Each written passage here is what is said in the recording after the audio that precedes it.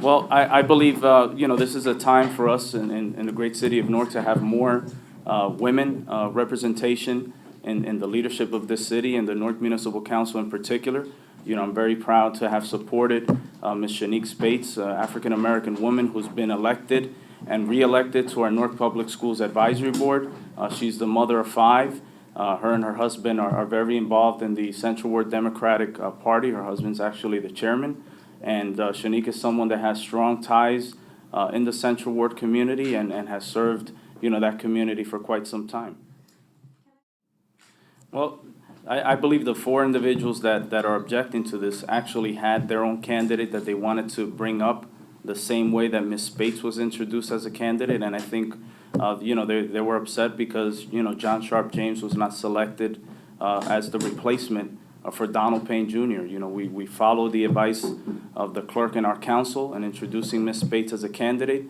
The reason why, many council members decided to leave, the dais and walk into the crowd, I can't answer that. But I know we followed the advice of our clerk and council. When you talk your response to that? Based on the response we received from the clerk and, the Corporation Council, the mayor does have the right in this situation to come in and cast a tie-breaking vote on behalf of a candidate who's filling, vacancy.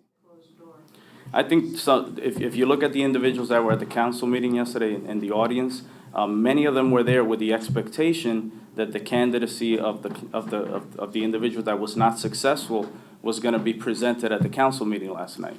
So there were meetings and discussions held in order to prepare to nominate someone at the first meeting where that nomination was possible, and that was last night. And there were John Sharp James was one candidate, and Shanique Spates was actually the candidate that was put on the floor and received the necessary number of votes. I support Shanique Spates because I believe, the council needs more qualified women representation. And secondly, she's someone that's been elected at a local level and re-elected.